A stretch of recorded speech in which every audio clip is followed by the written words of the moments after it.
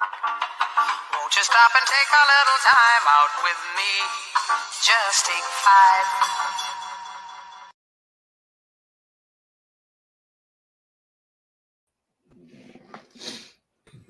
All right, we straight into it. I don't have much for y'all, but you know exactly what it is. Saturday morning, 11 a.m. Tape V Pod. We back here again. A little hiatus, but we back with it. Make sure y'all follow us on all social media platforms: Facebook, YouTube, Twitch, X, TikTok, and whatever else I did not mention. How we doing today, gentlemen? Feeling good. Doing good. Been a little bit since we've had one, so you know, I'm ready to get into it. Dominate y'all boys. So yeah, it's Victory Saturday. Dominate us. Yeah, it's Victory Saturday too. Like, shout out the Braves. Like, they took an L to the Phillies. Superior team won, but you got a few gimme runs. Did you watch it? Yes. Yeah, like we made a few errors, gave y'all the win, but it's all good. That was the difference. Like that inning was the difference. That those few unearned runs were literally the difference. Play better. Yeah, you did defensively, I would say. It's how like the sports world is just it's off season. You know what I'm saying? That's how it's the off season for real. Like once we get into this line of discussion, you know what I'm saying? Like it's just we're off right now, but we still got topics to discuss. A lot to get to. I mentioned off season, of course. We got Klay Thompson today. Okay, so the KLAY Away. Shout out to him. Quick thoughts about Klay Thompson. Moving from Golden State, we've seen him there for many, many years. Really grew up watching the big, if you will, over there. How do we feel? It's time for him to go. To be honest, I'm not sad about it. Like I was never a Warriors fan, really. Like I don't really care about them at all. Like they did provide some good moments to our like high school time, but it was time for it to be done. Time for Klay to go. Start a new chapter. So I'm excited to see what happens with him. Whose pick is that? It's a mic issue. Is it me? Yeah, it must be. Dang. What happened? It's just some clicking. Like, but anywho, so we doing this show, right? We dribbling out the intro. We got a guest today. Yes, sir. We got a guest today. What's up? It's Jacob. What's up, y'all? I just tuned in and I just remembered it was 11 a.m. I was like, I might as well come on the pod with my boys, chop it up about some sports after the little hiatus. Might as well. You might as well. Might as well. Welcome. What's your Kyle? How we feeling today, Salt? Chilling. Just moved back up to Kennesaw. I was just watching the most recent episode of Power Book 2. I'm in the middle of it. But we don't have to talk about that. Julian didn't like it. Like, I mean, I don't You're know. not messing with it? No, right? No. What? Yeah, I'm really not. Like this first 5 episodes, there's been like some very good ones, but the first one blew me. Like the first one, I didn't think was fire. Nah, bro. They picked up where they left off. They kind of did, but it was just like the way they're going about it is like, I don't know. Like it just doesn't feel the same to me. You know what I'm saying? Like I don't know how you bro. feel. You know how like you have a feeling when you watch Power. Like I know was watching like Ghost and like Tariq. Like you have a feeling like you're invested. Like now, like I don't know. Like I don't know. Yeah, no, it's getting weird. I just stopped in the middle of this episode, so I can hop on this. But yeah, I won't speak on it, but there was one part missing, in my opinion. I just y'all are funny. Not even. I mean, I'm just that's all. That's all I wanted to do. They do need to bring back. They need to bring back the other ones soon though. Like they got to go ahead if they're gonna take the break from Power Book 2. They got to go ahead and something's got to come back. Yeah, they got to ramp it back up. I might be raising Kanan for Yeah, like come on. But anyway. Yeah. Anyway. Ian just looking up there because he's Yeah, uncultured. Ian's not tapped in, bro. He's just At not all. knowing at I'm all. having Like, time, like, I right just on. finished Kaiju number 8. We don't have to get into that either, but that. well, yeah, Yeah, well. but- Anywho, Clay Away, episode 28. We're here. Jacob gonna come back in a minute. I don't know what he up to. Let's go. So what we do nowadays is we do take review. Okay, so it's not just a regular show. So what we do is we take takes from basically anywhere, right? We go rate them on a scale of 1 being the coldest and 5 being a very, very hot take, a very crazy, if you will. So that's what we're doing here today. Let's go ahead and start off with the first one. Like, this is all no reaction, by the way. But yeah, so first one we got is from Podcast P. Let's get into it. Gil here earlier in the season, and he mentioned that he would give the nod to you as being the greatest wizard of all time. As a wizard player, Mm-hmm. his body of work is bigger than mine. Do you feel that way yourself? It's funny, bro, because I do. How much Gil mean to the city and how he embraced the community the same way I did. I feel like I'm that guy. You know what I mean? Just for going number 1, being there, embracing the city the way I did, the way they're embracing me. I definitely call myself the greatest wizard, but I don't really like to say that unless other people say it. It's a debate to have, but I respect Gil for that. When it's all said and done, you feel like number 2 should be hung in that rafters in D.C. That would be something I would love, man. For my family, I would love that. For the team that drafted me number 1, that would be great. I think for the city, they would love that and embrace that for sure. But, you know, you will always be home to me, bro. I connected with the fans. I connected with the community. We will hold a special place in my heart. But for damn sure, my jersey should be in the Raptors, bro. All right, let's get into it. First take, we starting it off light. Okay, so this is a 2-prong take as well. So I just want to get y'all's, y'all ratings on this. So first, John Wall being the greatest Washington Wizard player of all time. Second, his jersey should be hung in the rafters for, his days spent in Washington. So we'll throw it to our guest first, right? So 1 to 5, 5 being a hot take. What do you think about what John Wall and them had to say? I mean, I don't necessarily disagree. I'd probably put it at like a 2. Like, I might put, like Wall at 1, Gilbert at 2, but like, no disrespect to either of them, but this is like a tallest midget competition. Like, I'm sorry, like, how long has the Wizards organization been a thing? Like, greatest wizard of all time? Like, what are we talking about? Wizards been around though. You remember there was For the how Bullets, long? like Longer they've than been I around. was? Like I mean, I can look it up. It's been a while. I mean, hey. I mean, It's a while, like, I mean, not the Bullets though. I'm talking about as the the Wizard. Washington Wizards. as the Wizards, it's not The been that. Bullets count. I mean, I guess, bro. Are there I any? mean, Are there any Let's jerseys put him already? over Wes Unseld. Like, Wes Unseld is an all-time Bullet. Yeah. Are Right. there any? Is his jersey hung up in like the Wizards arena now? probably. no. No, That's there's what's no. up.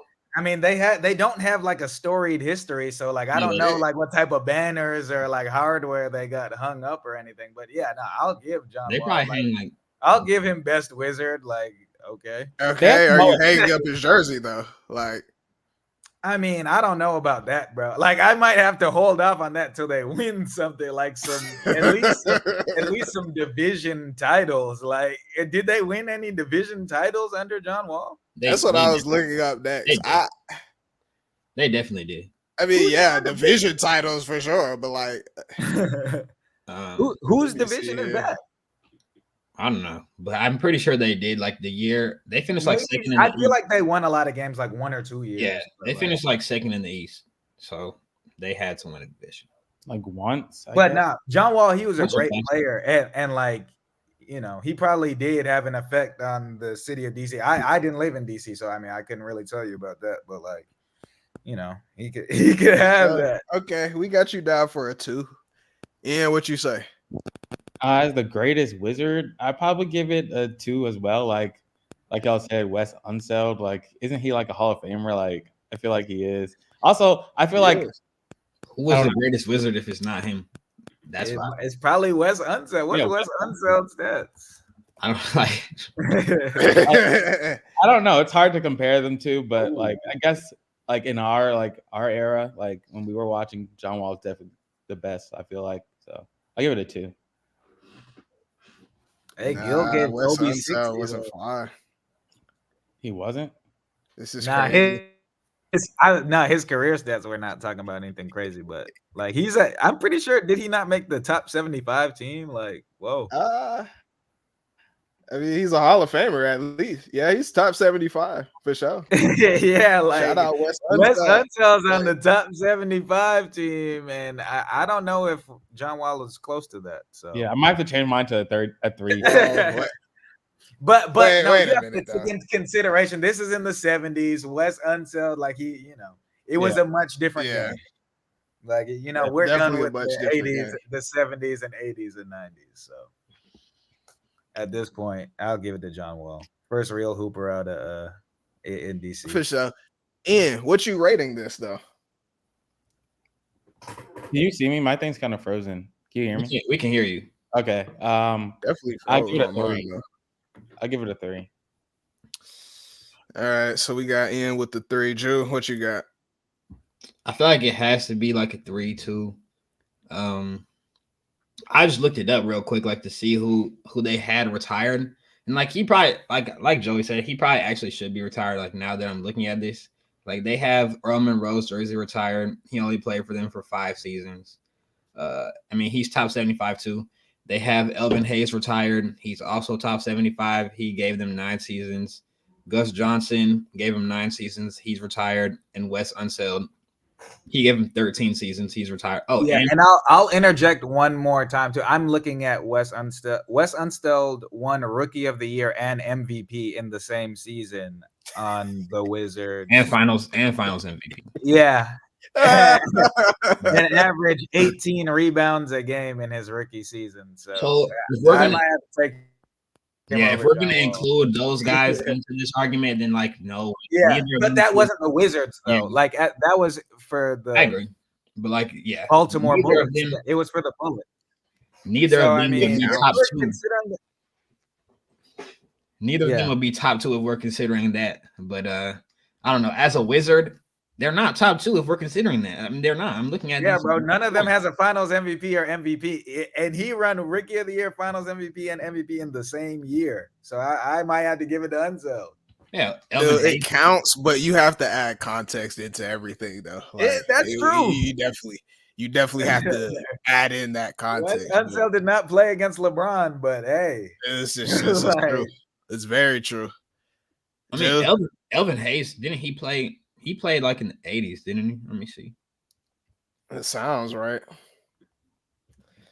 But I wanted to go last. He played in the 70s. Yeah. I'm gonna give my take about it. Like you again, you do have to add in that context when you talk about players from different eras that we never actually saw. But to what Ian was saying a little bit, I definitely did watch John Wall. Like, I watched John Wall playing in high school. You know what I mean? So I knew what type of athlete, what type of talent that he was. We talk about the passing. We talk about the spin moves, the swagger that he brought to the table. He was in the dunk contest, one of the greatest shot blocking guards that we have of all time. Like, John Wall, we don't give him enough credit because of the way his career has ended or went downhill. Like, he was one of those talents next to like a Westbrook, a Derrick Rose. Like, he was one of those types of athletes at the point guard position. John Wall was extremely tough. And to second that, Gilbert Arenas, that was my favorite player, like, growing up. Like, that actually was my favorite player before Kobe. Like, before I was on the Kobe train, it was Gilbert Arenas until, he did his thing. I never understood that growing up, by the way. Like, but he just stopped playing to me. Like, I wasn't tapped in enough. Like, I was like, what? Why is he doing that? You didn't know he brought the strap to the arena? Yeah, like, I knew dumb after the fact. I'm like, what the? Like, what is going on? This is a one take because, yes, John Wall is the greatest Washington Wizard of all time. Like, you have to, like, if you add in everything with it, yes, his jersey should be retired. Yeah, he should be, key to the city type vibe. You know what I'm saying? Like, that's John Wall. That's definitely who he was for the Washington Wizards, in my opinion. That's me, though. I just want to clarify, like, so are you including the Bullets when you say that, or no? Am I including the what now? Bullets? Yeah. Yeah. You're nuts then. Yeah. Because I mean, I'm thinking of the context in it, because like I understand like all we're saying. I understand it all. But we do have to acknowledge that was a different day. Like, that just was a different. It doesn't matter. Longevity matters, bro. Like, John Wall wasn't fly like for that long. Maybe like what, eight He years. wasn't? He was good for like 8, 9 for a long time. 8, 9 years. Like, he had a good career. Dude, compared to 8, 9 years of the all-time greats. Compared to the all-time greats, like his career wasn't that long. Like we can just be serious. Like, what are we lying For sure, about? but I mean, we talk about a lot of all-time greats whose careers weren't that long. Like who? Derrick Rose. Like we talk about him a lot. Bro, Derrick Rose, in my opinion, his jersey should not get retired. Like, no, what? He's not the greatest. He's not even close to the greatest. Wait, what did you just say? Yeah, he was the youngest MVP Yeah, in like a long time. Bro. I don't care. He's gonna get his jersey retired. You don't care. Hey, you weren't watching. I didn't live in Chicago, and I know that.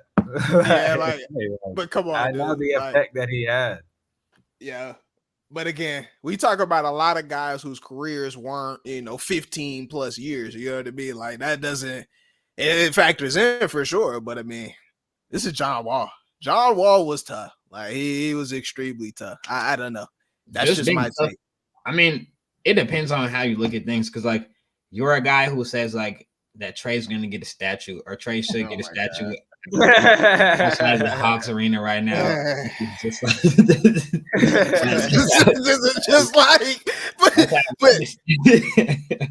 it's outlandish to say. Like, I'm sorry. Should I address it? Like, I don't have a lot of time. Should I address it? You can address it if you want to. I'm just saying. Sultan. So you mean to tell me if Trey were in 10 plus years in a Hawks jersey, with the way his stats are, like, he wouldn't be considered the greatest Hawk of all time? And then let me add something onto that. Though. Let's say he were to go to a finals. Like, I know, I understand it's the Hawks, yada yada yada. I understand that. I'm talking about 10 years. If he were able to see a finals, would he not be the greatest Hawk to ever put on the jersey? Nah, what's the name? The greatest Hawk thing. I mean, it's up for grabs. Like, is that crazy? He's the greatest wizard, bro. Like, it's not a whole bunch of hard Hawks. Yeah. Like, he just got to go to the finals. Like, at this point. Like, yeah, that's not what I said though. You said a statue. I'm not. Dude, I mean, if you get a statue, you're the GOAT. If he's the greatest Hawk, they might give him a statue. Like, dude, that's not out of the realm of.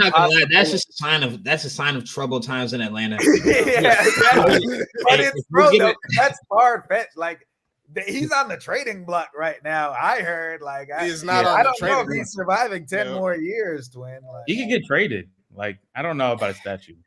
My take still I think stands, him getting traded is more likely than him getting a statue. I'll say that. I have one more year. You have 1 year. Keep it moving. I tell you, I already said my piece. Like, we can say it we want to.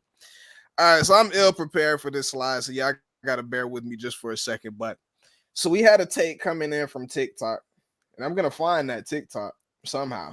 I think I've seen what TikTok you were talking about, where they rank these shooting guards. Yeah, that's exactly what I'm talking about. So we had a one. I think I skipped it really fast because I thought it was throwed. I think. Yeah, we had a 1 through 10 here, and we're gonna start with 10. Now, I left a comment on this gentleman because he didn't. I'm gonna just go ahead and spoil it. He didn't put Devin Booker on the list. And that's because Devin Booker is listed as a point guard for this season, so he was real cute about that. Like, so yeah, like they got Bane on the list, like Kyrie's on the list. So I'm just gonna assume that he meant this season in particular. All right, so this is how the ranking went, and then we'll rate this 1 through 5. I don't know what Jacob about. All right, number 10 is Dante DiVincenzo.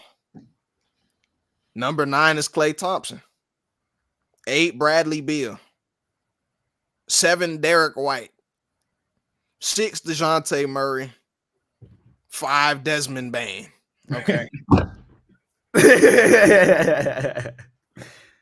That's just the bottom 5. You That's said just this the was bottom this 5. year? This year. All right, it has to be. You can keep because going. if Devin Booker's not if Devin Booker's not a guard, he has to be talking about Bain this is year. better than Derek White. And whoever you said. Yeah, you're right. I mean, Anyway, keep going. Desmond Bain. Like number 4 is Kyrie Irving, who was listed as a shooting guard this year. All right. I mean, that's number 4, right? Mm-hmm. Number 3, Jaylen Brown. Number 2, Donovan Mitchell. And number 1, Anthony Edwards. All right, guys. So y'all got it. I can go through some of those again if y'all like, but 1 through 5. So what you got, man? I need to see it in front of me again because even off the initial Klay Thompson, he's not top 10. Weston, I'm taking. There's people that I would take over him that it would get disrespectful, so I won't even. And then Bain at 5 over Derek White. Yeah, Klay's not better than Zach LaVine. He's not better than J-Dub. I don't know what he's considered, but he's not. He's not. You know, but no. Desmond Bain isn't better than DeJounte Murray, or Desmond Bain isn't better than DiVincenzo or Derek White. Like, okay, you tried to. No, you tried him. You tried. I mean, Desmond Bain had a good season. I think that's why they He's ranked him playing so for high. nobody, bro. Yeah, he can give you that's 20, true. bro. They didn't He have can give you 20. Huh? He can give Dude, you he can give you a 20 on a team like with 20. absolutely nobody. Yeah, No. he had like No. 25. He was averaging 20 with Ja. Pretty sure. Around there, yeah, he was, but he had like 25 this year, I think. Yeah, but that's in a different context. Yeah, like he can get you He was 20 the like number as one- The the number 1 scorer, second, yeah. third. I mean, I don't know. It depends on what you value, because like, yeah, if you're looking at his stats, like, yeah, he had a better season than some of those guys, but like, yeah, he was playing for the Grizzlies this year, who are just dumpster. So I mean, I agree with y'all. He's not that 5, but I think y'all are disrespecting him. Like, I don't know if he's not a more valuable player than Derek White. Like, that's true, but like he can score better than Derek White, like, obviously. So it just depends on like what you're valuing. Derek White 5. Like my number one issue with this list. Morgan. My number one issue with this list is Donovan Mitchell over Jaylen Brown. Like, we can't do that. Like, I feel like wait. I agree with that. Yeah, I'm a Jaylen Brown fan too. Like, y'all know this. But like, come on, bro. Like, what are you talking about? Mitchell stuff, bro. He hasn't shown us enough yet. I'm sorry. He hasn't shown us enough yet. No. Is that a Jaylen joke? Brown is on the finals MVP. What do you need to see? More. 28 more? Like, what do you need to see? It doesn't matter if they get. It doesn't matter because They this went to is seven. They went to 7 with the Magic. They went It's to the 7 lack with of the Magic. no. But it's the lack of context. I get the playoffs and everything like that. I get it, but it's the lack of context throughout the year. Evan Mobley went down, and Darius Garland. Those are supposed to be his role players. He also went down though. Huh? Donovan Mitchell also went down. I understand that. But I'm just saying they went down. After. They were actually a better team than when they were playing. Like, Donovan Mitchell was in MVP talks this year. Do you remember that? Maybe early, but like after his injury, That wasn't early. That was in 2024. I'm telling you, Mitchell played poorly after the injury, so bro. That's true. He shot like the worst of his career after his injury. Which injury, by the way? Because it was a couple. The knee one. I'm pretty sure the knee one. The one that kept him out. What are you looking at? His shooting splits? I can look up his playoff stats, to be honest. No, he played okay in the playoffs, but like he also got injured and they got bounced. Dude, I mean, you can only do so much. Like, I don't know what you want me to say. That's exactly when he was healthy, they went to 7 with the Magic. And if that's like a number, if that's your top 10 player in the NBA, that's unacceptable in my opinion. I'm just saying. It's unacceptable. The Magic should have won that too. It's just such a it's just bro argument. You can't put him over Jaylen Brown right now. You just can't. You can't put him over Jaylen Brown. You can't. Yeah, he's a finals MVP. He's a finals Jaylen MVP. Brown just won. He just He won. just won the whole conference finals MVP and finals MVP. He just won He the was the MVP best of the player thing. on the finals team this year. He was. You be the team with Porzingis, Tatum, Yes, White, Drew the Holiday. super duper stacked All the team. super, That's all of the super. the team is Like, super yeah, duper that's why stacked, they but didn't he go was the 7 best with the player. Magic because that's why they didn't go 7 with the Magic. They had a squad with them. We had Jared Allen on our squad. That's what we had. That's who we were rolling with. Get bounced out in the second round every year. I'm tired of hearing about it. Like, I'm Okay, sorry. I mean, I- so do I'm many just people. tired of- Like, I'm- so do MVPs. Like, that shall not be named. I don't want to hear about him either. You know that. I want you to rate this on a scale of 1 to 5. It's a number 5 because that's my issue. Like that issue. You can't put Donovan Mitchell over Jaylen Brown, and then there's a bunch of other issues when we go to the bottom of the list. Like at the top, at the very top, Klay Thompson is not better than a lot of people, and Desmond Bain is not better than Derek White. Yeah, the list is by just any means, actually. So But, we all with a 5 here. I say it's a 4. It's it might be a 4.5. That one's a little thrown. Yeah, I give it. You said a 3 in? Oh, Klay Thompson came off the bench for Podziemski. Like, Yeah. He was gonna come up with shot 0 of 10 in an elimination game, 0 points. Yeah, I mean, that is true. That is kind of where it gets thrown. That is kind of where it gets thrown. I seen him, or actually, never mind. Let me chill. I'm going to, because I think Zach LaVine, he really didn't play, but there are other guys that I may take at that bottom. Like, let me see. I gotta remind myself of who was 10. Bro, It wasn't Klay. It was It was Klay. It was DiVincenzo. He put Dante DiVincenzo at 10. Oh, okay. And then as a Klay top at 10 9? shooting guard in the NBA. Like, yeah, Jalen Williams is better than what's his name, but he plays like power forward though. That's why it's so weird. He plays shooting guard, but What does Shea do? Is he point guard? I think, no. he's Take up listed this as as point guard. but yeah, no, I'll take Jalen Williams over DiVincenzo and Klay. And, There's somebody I'd take over DiVincenzo. DiVincenzo got hot towards the end of the year, like I'm understanding, but there's got to be somebody. He was good all year. I don't know if. Yeah, DiVincenzo was. I mean, good. Yeah, he was good, but a top 10 shooting guard in the league, like, really? That just doesn't sound right to me. Shooting guard's kind of down right now, and then adding like a few injuries, and I mean, I get it, but I don't want to spend too much time, but like. They don't count like Jimmy Butler. Like they're not counting. We're talking about this, but Morgan bringing up that TikTok and saying like he commented on it because of like one of the rankings. It reminded me, I saw this like small forward rendition of this post, and I commented and got into it with somebody because they had Brandon Ingram. Can you even see that? They had Brandon Ingram at the 6.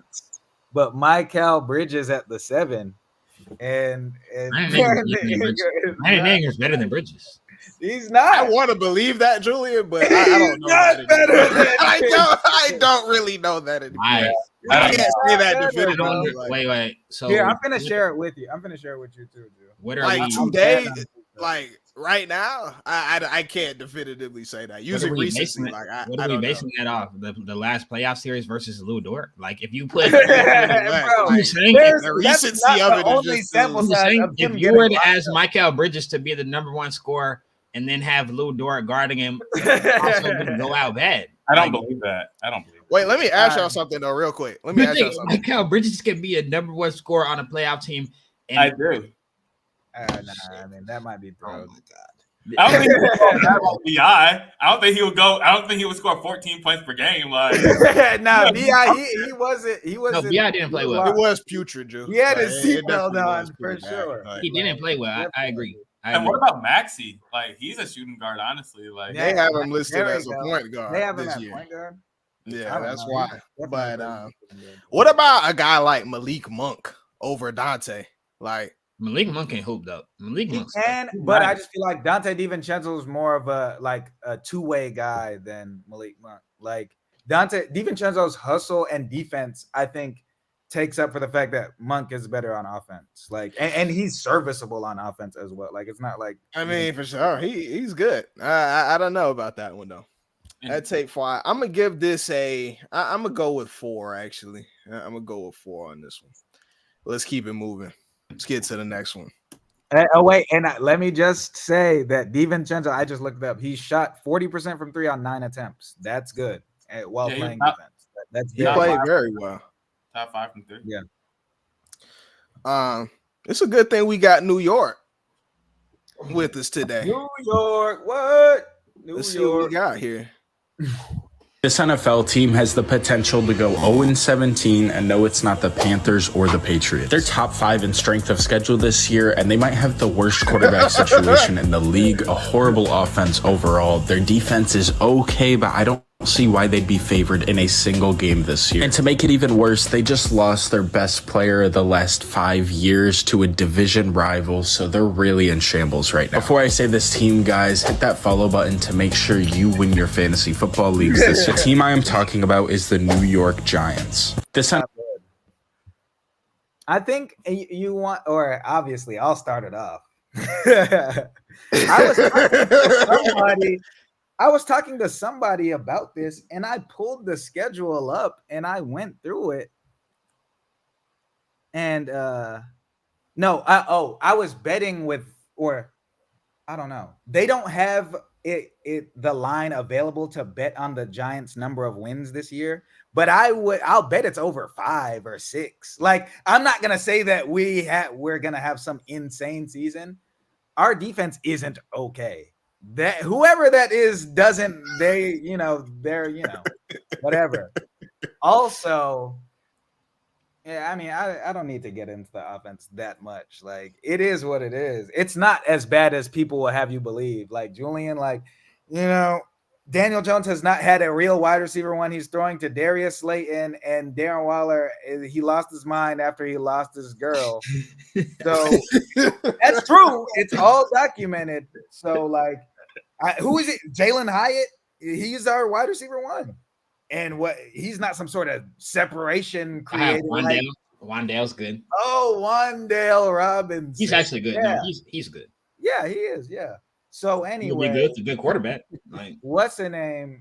We'll just have to see this year. We got our O-line got all hurt after the first game. Like, I don't want to get into this, bro. That's an L take. That shit is a what's hot? 5. It's like a 4. 5. 0-17. That's a 5. What? Dude, we played the Falcons. Oh, hold on. Let me pull the skills up. Whoa. Yeah. I said it, and I'll be at the game too. We already have the ticket. So. Oh God. Y'all don't even match up. I'm just gonna be real too. You don't match up. Like, Giant schedule. All right. Let me see here.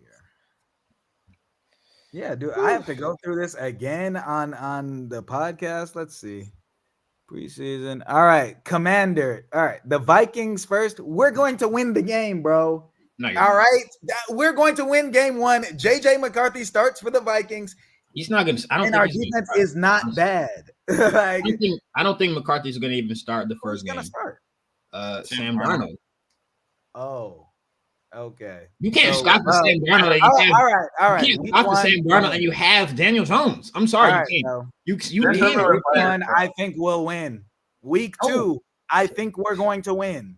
That's 2 rookie starting quarterbacks back to back, Commanders and Vikings. Yeah, week 3, I'll give them the loss. Week 4, I'll say we lose the Cowboys. We beat the Seahawks, lose the Bengals, lose the Eagles, beat the Steelers, beat the Commanders, beat the Panthers. Bro, we play the Panthers, bro. I'm not. Hey, cut the take. I mean, pardon me, bro. If we're being I'm serious though. If we're actually being serious, you probably are not going to be. If we're just looking at favored, you're not going to be favored versus the Vikings. I don't think. If Sam Darnold's playing, if JJ's playing, are we at home in that game? You are at home, but this all right. Like I'm just saying, like it's the Vikings are a good team. Yeah.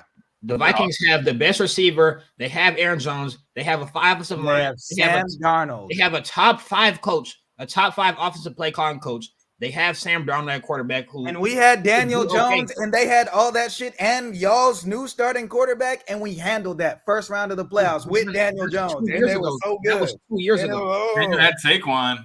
That was 2 No, years ago. that does not matter. Saquon is not. I do, bro. Don't get me into Saquon. That was 2 years ago. That was All 2 right. years ago.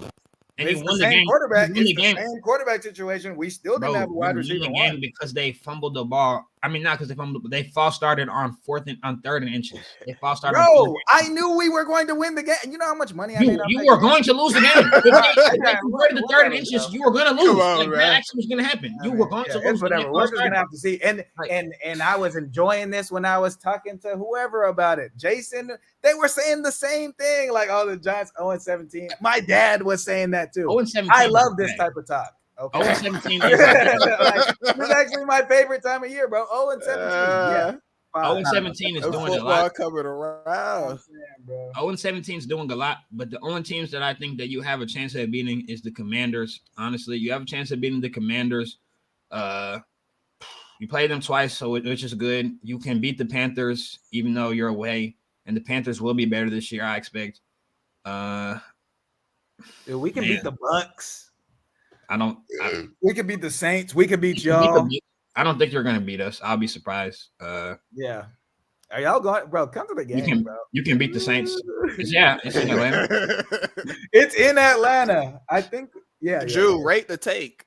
The take is like, the take is a 5. 0-7. Yeah, like they're not that garbage to go. They just riled me up, bro. It just definitely successfully riled. 0-17 doesn't make sense. Like, we look at the teams who are garbage, like they're probably a little better than them. I mean, their offense still sucks. If you lose another offensive lineman, you're gonna suck bad. And Daniel Jones, despite what you may think, he sucks. I'm just gonna be real, he sucks. So sure. Ian? Yeah, I'll probably give it a 5 too. Like 0-17 is crazy. I can play the Redskins, like Julian said. Like they'll definitely play the Redskins twice too. Twice. We played the Panthers. I mean, to not get a W, that's very tough to do. Like I give it a 4.5. Like that's very, very tough to do. Very tough to do. And they got good on defense this year. Like they got. We have a top 5 line, bro. Top 5. Top 5 defense might be too far, but no, I said D line, not D line. Our their line is good. Top 5, bro. Yeah, their line is good. Yeah. So I'd take 5. Let's keep it going. We have more.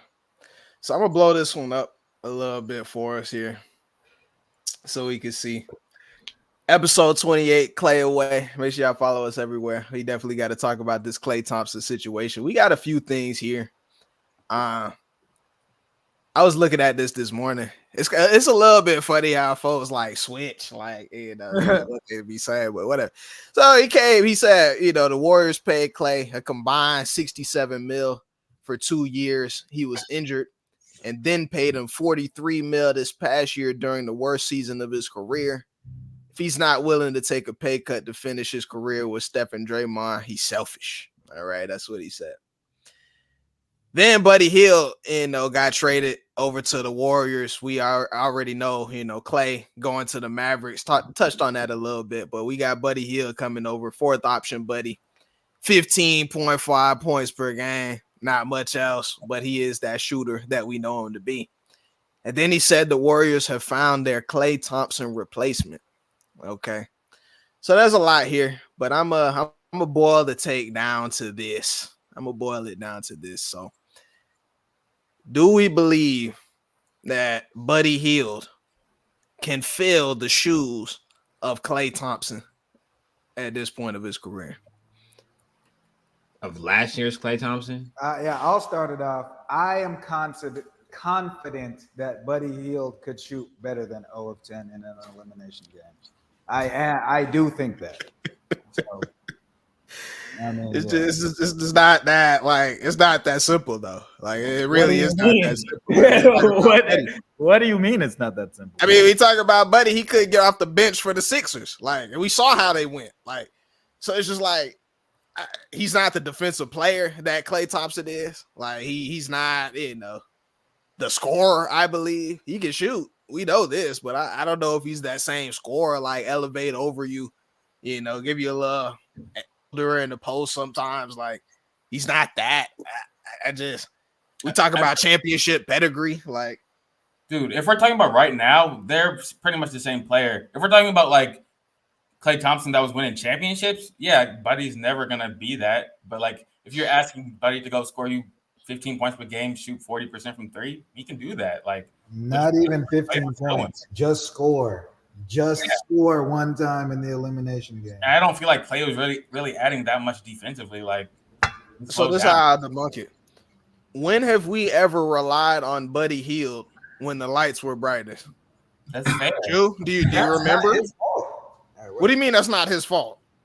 Bro, it's not like he's ever been like the leader of the team anywhere. Like he's never been a guy. Like that's what I'm trying to allude to. Like what on the Pacers, I'm pretty sure. On the Pacers. Was he not? It was either on like the Pacers or the Kings. He's in the playoffs making shots. Like, oh, he's making shots. Like what are we talking about right now? He's not going 0 for 10. That's what I'm saying. Okay. All right. So what do we rate it to take though? That Buddy Hield can be a Klay Thompson replacement right now. What do we rate it? 1.5. Okay. It's crazy, but okay.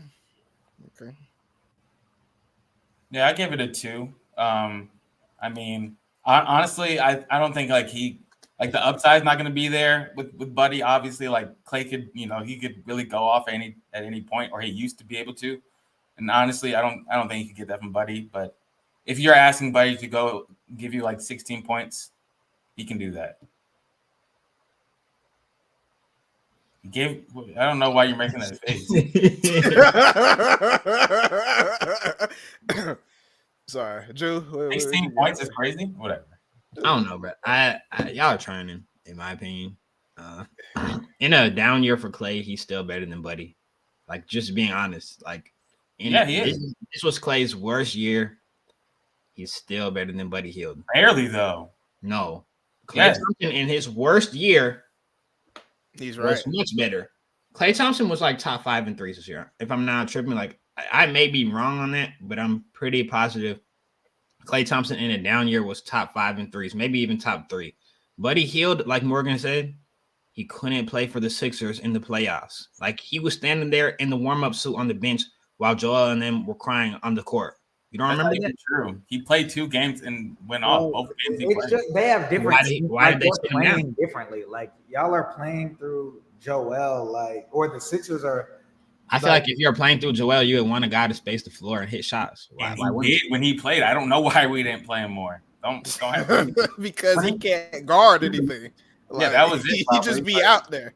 That's true, but Klay's not adding much defensively now. Like he's 30 something. Not like what are we talking about? He's still adding more. I feel like he's still adding more than a Buddy Hield.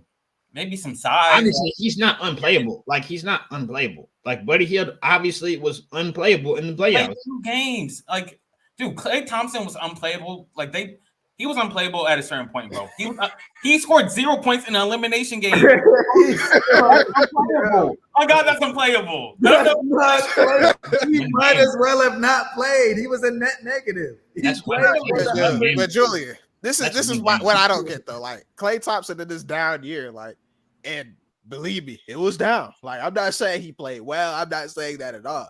But he averaged 18 points a game and shot 39% from 3. Like, you know what I mean? So it's just like, what did he shoot from 2? I genuinely don't know.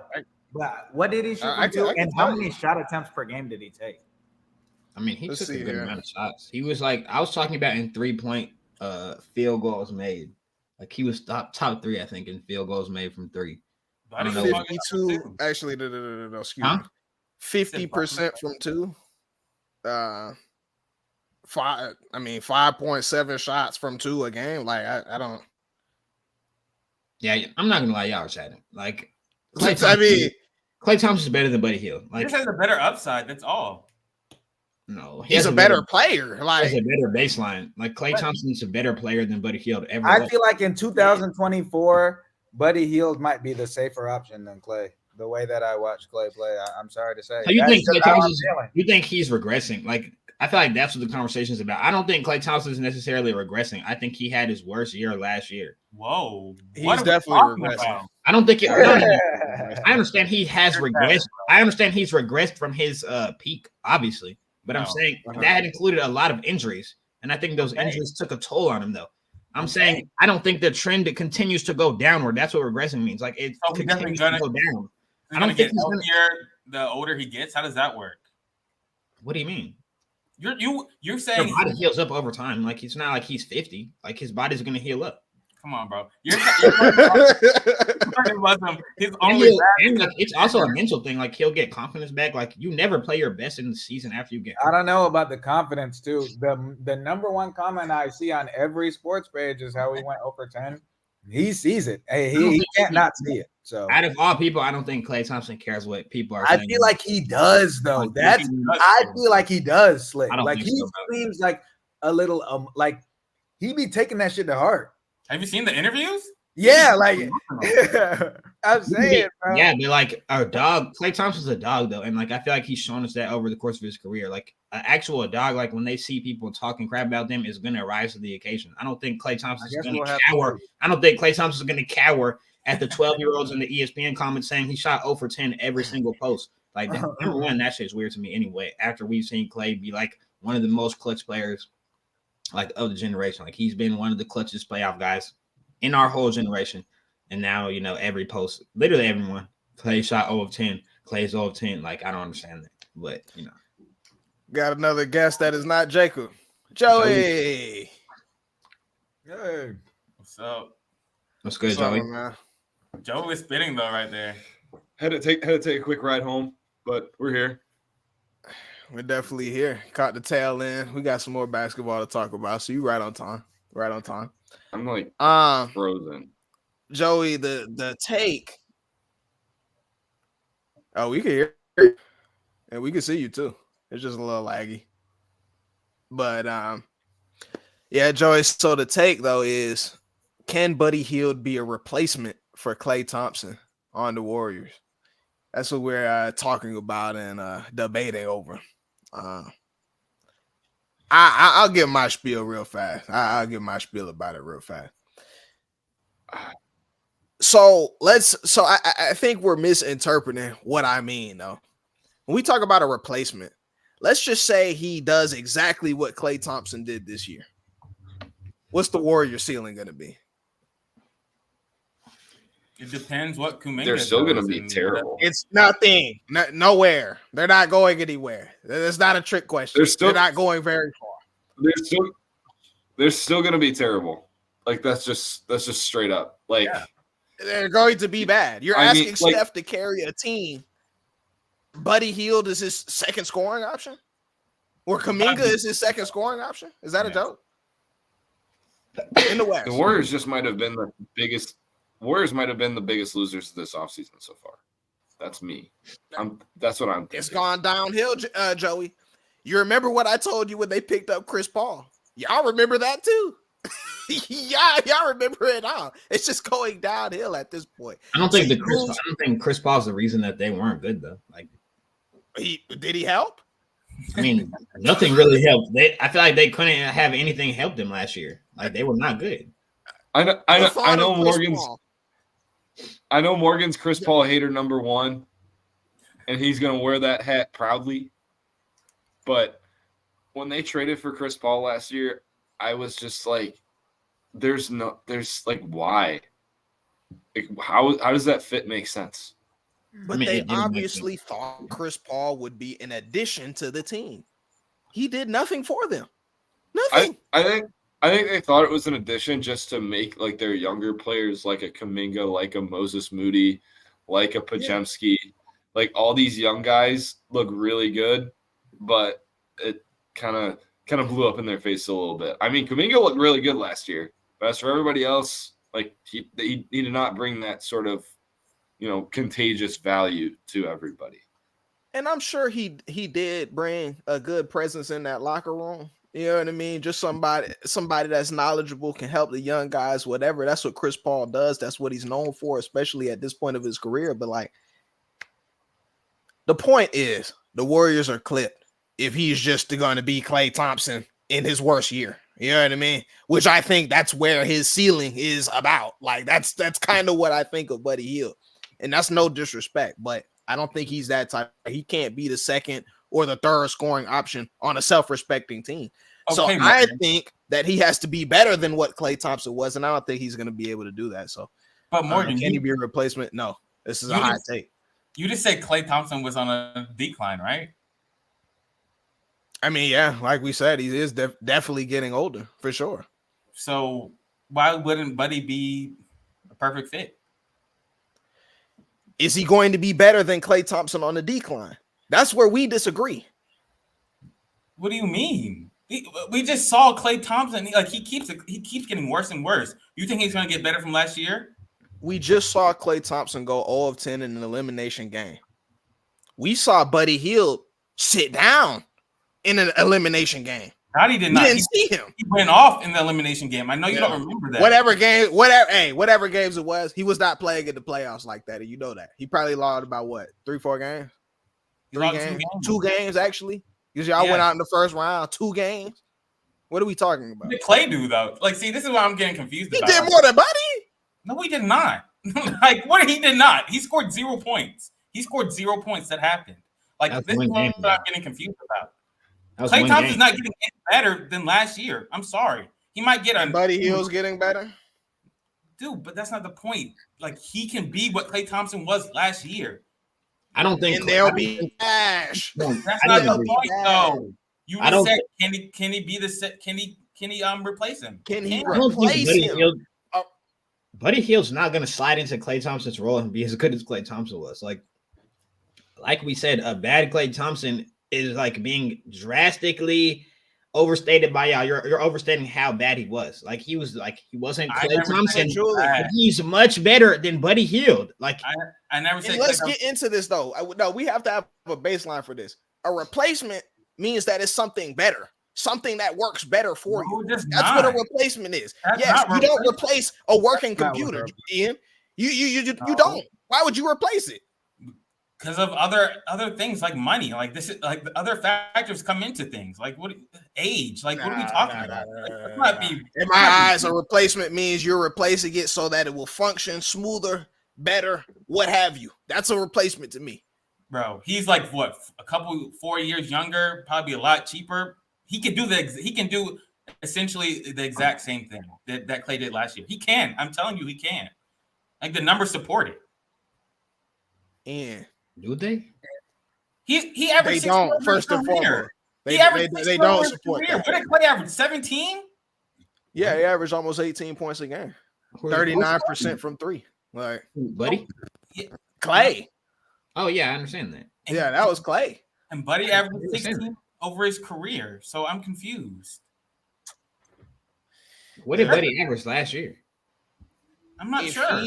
If he isn't as good or better than Klay Thompson in this decline state, I mean, the Warriors are clipped, dude. That's my thing about it. But to get into the rating though of this, let me make sure I have everybody. So Sultan Ian gave it a 2. Drew, what you giving this? It's a 4. So 4.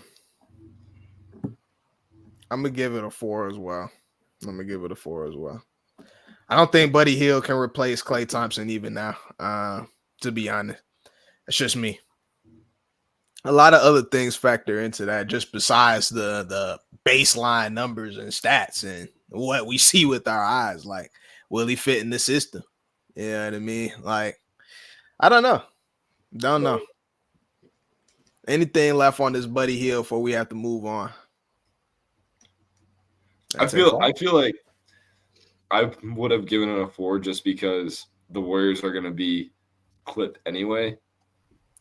Yeah, and it's not like it really matters. Think about it.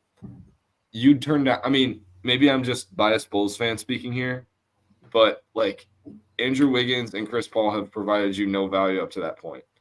And so when you kind of refuse a trade for a Zach LaVine, who is younger, yes, injury prone, but explosive scorer, can score by himself.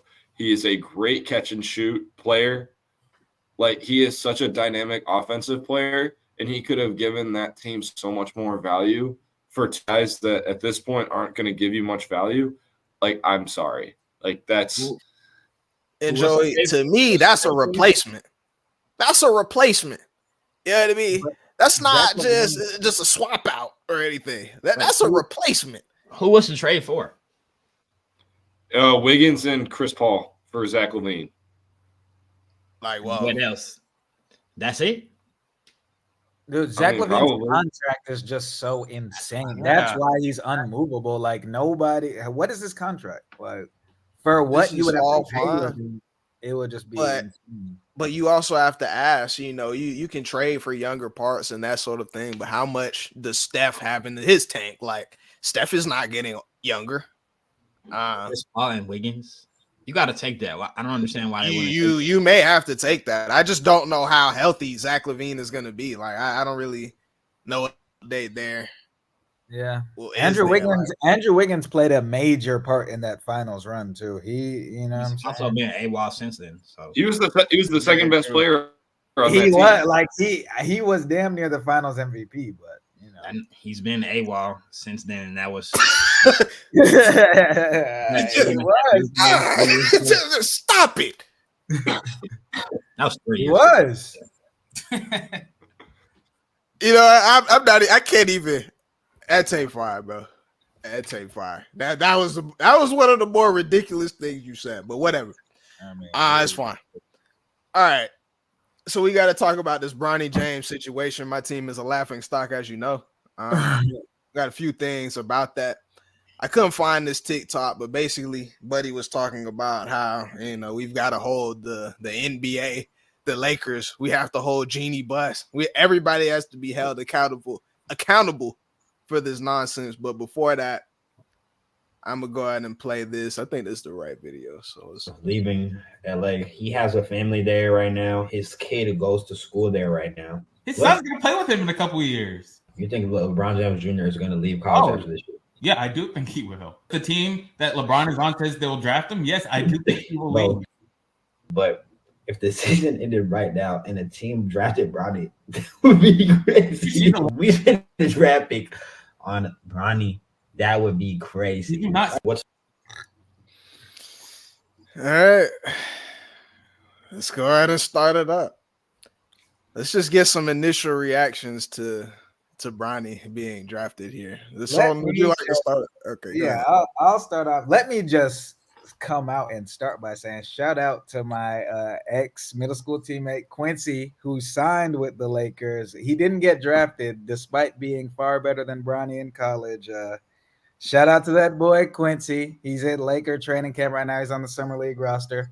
See what them boys do. Bronny, on the other hand, like,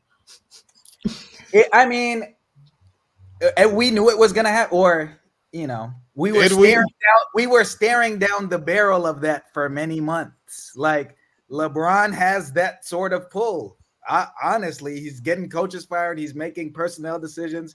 Jeannie Buss is looking like he's cheating on his wife with Jeannie Buss and her friend. They're all over him on the sideline. Like, they want to please LeBron. She came out and said that she's going to do what it takes to please LeBron. She did. All right. They draft his son 55. They give him the $8 million contract at 55. Like, this is something else for real. Shout out to LeBron. Like, hey, so are you caught up on the boys? Yeah. Yeah. I was LeBron is Homelander for real. Like, yeah, he's the number one product, bro. He's their sunshine. Their only sunshine, like, you know what I'm saying? Okay, but a 4-year deal, huh? A 4-year deal. I think I talking to Ian when I was saying, like, as soon as he retires, they're cutting him. Like, hey, let's get some real roster spot on there. LeBron's gonna retire and buy the Cavs, and then just sign. We're not cutting him. So, I mean, okay. No, I guess we'll have to see.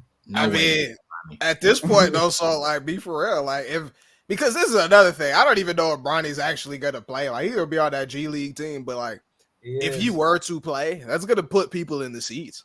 Yeah, Like, it we is. go through No, a major he rebuild. will play for that reason. He's going to play Yeah. in an NBA regular season game for the TV like viewership. That's gonna be a major Exactly. spectacle. Like the and whole James family another gonna reason be why on the sideline. you can't be too mad at the Bus family and like the Laker organization for spending that pick on Bronny, because that's money, that's revenue, whether you like it or not. We're sitting here talking about it, and again, he's not that good. My homie is my homie did not get drafted. He averaged 18 points a game and shot 40% from three. Bronny averaged 2 points, so and we're talking about Bronny, and that's what it is. That's all it is. You can't even like the summer league advertisements are showing Bronny James. Like they won't even show the Hawks draft pick Ricochet. Like they won't even show players that really affected the game. Nobody knows who Ricochet is though. So if you're overseas, the Ricochet pick, we should be talking about whether or not that's more throw than drafting Bronny. We're getting into it for sure. Like please. Bear with me for real. I damn near would have drafted Bronny up. Honestly, sorry. And you told us, right? So what you got about this Bronny thing? Did you expect it? Yeah, I mean, it was clear. Like, I mean, LeBron Ben said he wanted to play with Bronny. Like, I thought like it was the perfect time for it to happen. Like, honestly, I felt like, I mean, they could have just signed him after. I don't know why they spent a draft pick on him, but I don't know. I felt like it was a little rushed. I don't know. I felt like they can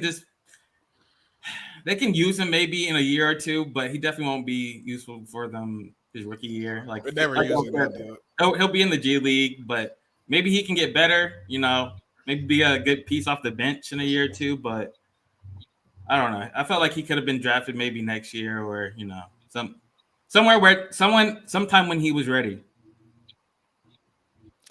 I have a quick question before y'all do this. So, how do the ins and out of like rookie contracts work? So, I know Rich Paul's Bronny's agent.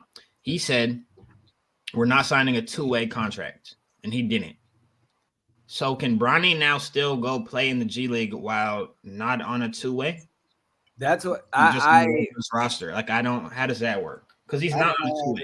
I understood that either. Because the other guys are in a two-way, like all the other guys who signed with the Lakers, like I think Quincy and Henson, they're both on two ways, and most second-round picks are on two ways, but Bronny is not on two way. So how does Diana?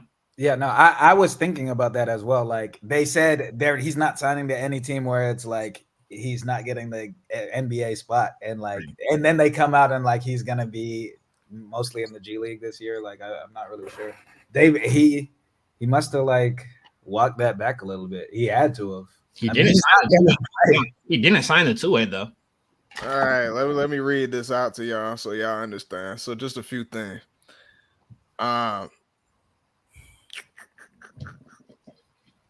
Let's see.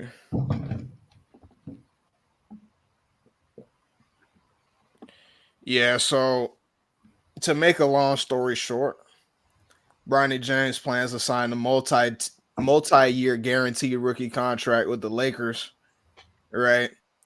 Meaning that the deal is also a one-way deal. That means Bronny James will not be sent to the G League, which is where many second-round picks end up. So to my surprise, actually, this morning, he's on the roster. No, but that's what. But after they signed him, I saw reports saying that like he would spend time in the G League. Like I did. That's what I saw. Like I read that so, too. Like, he already signed that contract, and like now they're like, I don't understand. Like he's going to be in the G League. How else is he going to develop? They're not going to give him 15 minutes a game on the real NBA floor if y'all are smart. I mean, he might have to play. He might have to actually play real minutes. That's a good question, though. That's all to ask. Like, I still feel like, yeah. I mean, he's obviously not going to get time. So, like, what do they count that as? Just volunteer hours or something like that? I mean, like, he's already getting paid. So, I mean, that's probably just some volunteer work he could do down there. I asked the two-way question for a reason because, like, when we were debating this with Ian, like, months ago. I was thinking, like, if they're really looking out for Bronny, the basketball player, not LeBron Senior. If they're looking out for Bronny, the basketball player, why would he not go back to college and develop and get a little bit better? Come out next year. Like Bronny was always gonna be in the NBA if he wanted to, because LeBron's his dad. But like he won't have a successful career if he doesn't play. So I don't get why like they did this the way that they did. I just don't understand, honestly. Yeah, but it is what it is. I mean, it's like I said, LeBron, in my eyes, he just has a lot of pull, to be honest with you. Like, we know he's on his way out the league. How could we capitalize off this? I mean, it's been on Channel 2 for weeks. Yeah. You know, however long it's been since that was announced. Father-son duo, LA Lakers. Like, it's just too much money wrapped into it, I think. That's my thing. Like, I don't know. Which brings us to the take, though. I mean, a lot of people are saying that we have to hold the league accountable. We have to hold the Lakers accountable for making a decision like this and call it what it is. Like, it's a money grubbing scheme. Like, we can't sit here and say, like Salter was saying, I don't know about Quincy, you know, shout out him. I didn't know that information, you know, whatever. But like, there's other players out there, though, for sure, that had a collegiate year that was better than Bronny's, more full than Bronny's. People overseas with better years than Bronny. Like, should we be knocking the NBA for this? Because it can't be about Bronny's play. Well, what do y'all think about that? Yeah, I've seen so many. Like, if we pull up a list of the Nepo babies in the NBA front offices, coaching staffs, on teams, I mean, I couldn't even, bro. That's crazy talk. And the best player, top 2 player of all time, son, can't get drafted to the team. That's stupid. Like, he was gonna get drafted. They should have waited more, but like, everybody's son is working in the front office, working with the training staff. Like, the NBA is a nepotism organization. Like, it's super hard to get into that if your family member or best friend's dad doesn't work in the NBA. So like, is what it is. Nepo babies is hilarious. Yeah, it is what it is. It is what it is. Like, very accurate. But that term just made me laugh. Yeah. Let me jump in here real quick with that. It's the notion that some people feel he didn't earn it. Like, he didn't put in the work, the blood, the sweat, the tears. You know what I'm saying? Like, he hasn't been in the gym 24/7 with his dad training. Like, I just feel like this idea he didn't earn a position is not true. The way it went down, though, definitely, you know, you can raise some eyebrows to the Lakers. Like, we get that much, in my opinion. But I personally believe he earned the right to be on an NBA team. That's why I feel. On the roster, Julian, gray area.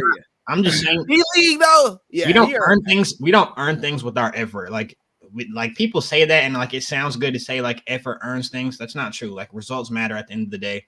Like, the results, Bronny's results say that he didn't earn it. Like, that's true. If he wasn't LeBron's son, he wouldn't be in the league. He wouldn't have earned this spot. It's not true. So.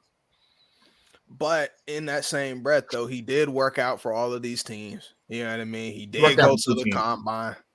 I mean, yeah, that we know of for sure. But like, you know, I mean, you usually for sure. Like, what I will say though is about Bronny, like, and some of this you could attribute to his dad being LeBron, but he was a 5-star McDonald's All-American in high school, and he was a McDonald's All-American and I don't have the percentage of McDonald's All-Americans that go to the NBA and are at least on a team, but it's high. It's above 80% of folks that are on the McDonald's All-American roster are in the NBA at some point in some capacity. So it's like statistically, even from out of high school, he was going to make it to the NBA. He went to college and went out bad. But in that same breath, his teammate, we went to school with Isaiah. He was a 5-star monster, and he went to USC, and also like he got hurt and like his stock tanked. and like his draft, he got drafted in the first round, really based off being a McDonald's All-American. Like he was much better than high school 5-star. You know, he did play a lot better, and he went first round. He went, 25th or whatever to the Jazz. But like high school stuff like that also matters if you're one and done. He was I feel like he was a McDonald's All-American because of LeBron. Like, you see, like people will say that, bro. They were saying that when it happened though. Like that was also true. Like, yeah, bro. LeBron being your dad is a huge thing. Yeah, I mean, it definitely is a huge thing, but we cannot sit here and pretend though that Bronny cannot flat out play. Like, Bronny is an actual talent. I'm not saying that he sucks at all. I'm not saying that he's short. It's his thing. He can play. At least he used to look like he could play in high school. Like that's the last time we really saw him play well, like in high school. I'm just being real. That's true. That's true. Like there's a lot of guys workout tapes. There's a lot of guys who are like, as it stands right now, are a lot better than him. Like a lot. We can say that. And we have to say better prospects. You know what I mean? Because they're bigger guys. They're more athletic guys. Like we get that much. That's fine. Joe, I want to go ahead and get in here. Do we need to hold the league accountable for something like this happening? I don't think it's anything that we need to hold the league accountable for. I think it's more so like the press in itself. I think even I saw a clip. I'm sure you guys saw it a little while ago. Bill Simmons on his podcast said something like, the Celtics should draft Bronny and then just like hold him essentially, just as like trade bait. I think, like, honestly, like with all the attention that he's getting, like, yeah, why not?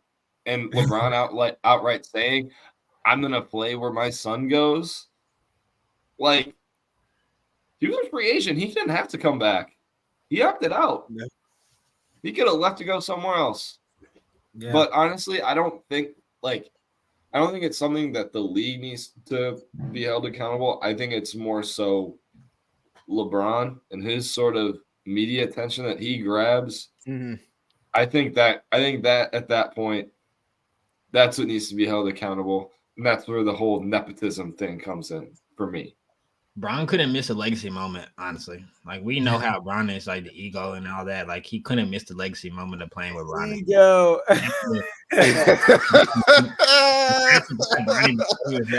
Like, oh man, he's got that ego. But I think this does translate into a bigger conversation, though. Like, we talk about the power that players have nowadays. We have to sit here and admit and say that, when we add context it as well, like during this same time, LeBron also opted out of his contract.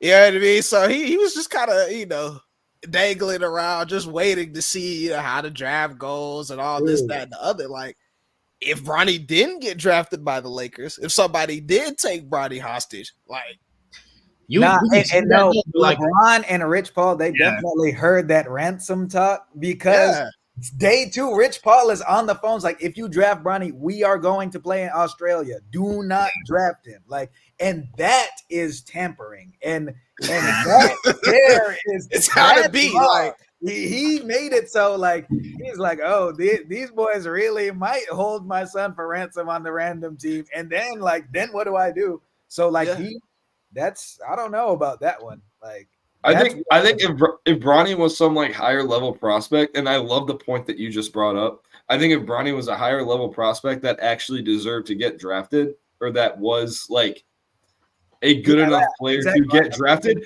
then it would be a bigger issue. But because that there was no possibility that he was going to get drafted, if like he wasn't LeBron James' son, under the rug. Yeah, weird. I mean, this is just me thinking right now, but how do you feel if you're Bronny? Like, I know we strayed away a little bit. I got one more slide, I believe, but like, how do you feel if you're Bronny? If you're, the dreams of playing the NBA? right? So you stoked to be there, everything like that. But like, there is talks of you being a bargaining chip of keep your father in the building. Like, you gotta put your phone down if you're Bronny. You cannot. I mean, in the media circus because it's gonna make you feel like shit. Like but even without media, like I'd be thinking that as well. Like, I mean, are you not thinking? You gotta go crazy then, bro. Go to the Lakers facility and go dumb. That's all you gotta do. Like, yeah. And that's that goes without the thing. And that's the thing. I think, like, in all this whole conversation, it's not like we are, wishing bad things about Bronny, that he, like, stinks it up. Like that's not it at all. I think it's more so how much is that gravity that his dad has going to take away from his overall development. And it's a lot. And what's the name? If anybody could shoulder the expectations, super crazy expectations, it'd be the seed of LeBron. High profit, bro. High profit, please. So Honestly, though, like that's actually not even that crazy. Like for Bronny, like he said it in a crazy way. Yeah, no, I'm playing around. He's joking. Yeah, he's joking. But like on a serious note, like this is not like a foreign concept to Bronny. Like y'all saying he's been used as a bargaining chip. Like he's probably heard that his whole life. Like when he was playing, you remember like when Bronny came to the AAU and he played versus a dude at Woodward, Collier. Yeah. Talking crazy to him when he was getting 40 on his face. He put talking crazy to him and LeBron on the court side. Like I'm sure they were calling him crazy names. You need to stop it. This is the Los Angeles Lakers. This is the NBA. I'm just saying. What are you feel like talking Bronny. about? The lights have never been this bright. But Bronny has definitely. Bronny's been prepared for this moment. Davis on the Los Angeles Lakers. Bro, are you Morgan. Serious? Dude. He can shoulder it. You don't know that.